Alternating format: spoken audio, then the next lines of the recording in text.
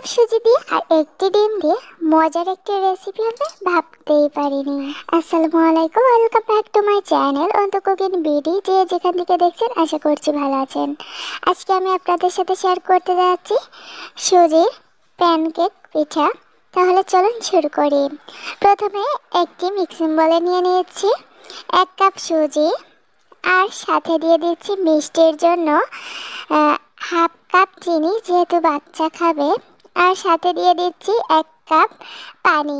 এটাকে একটু ভালো করে মিক্স করে রেস্টে রেখে দেবো 1 ঘন্টার জন্য। 1 ঘন্টার ভিতর চিনিটা গলে যাবে আর সুজিটা খুব সুন্দর মতো গলে যাবে।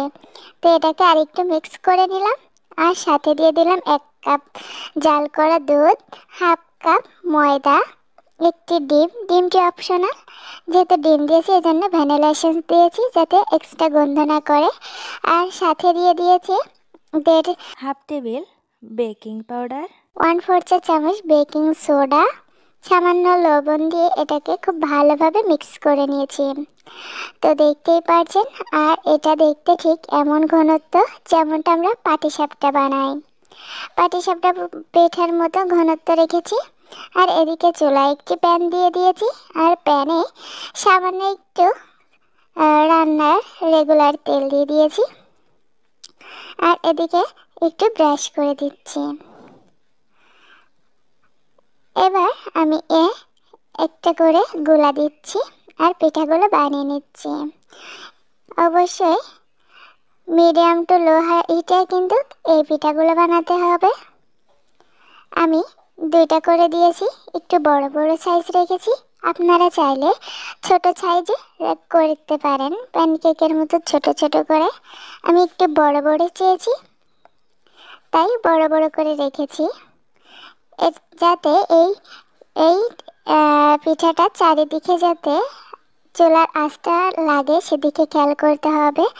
আর পিঠাটা যেমন অসংখ্য ছিদ্র হবে তখন নামিয়ে নিতে হবে।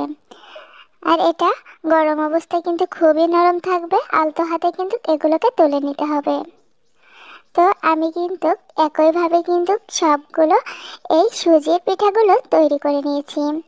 মাশাআল্লাহ, দেখতে অনেক সুন্দর হয়েছে। এখন আমি আপনাদের দেখাচ্ছি পিঠাটা এখন ঠান্ডা হয়ে গিয়েছে এই পর্যায়ে। তো দেখুন কতটা নরম আর সফট তুলতুলে হয়েছে।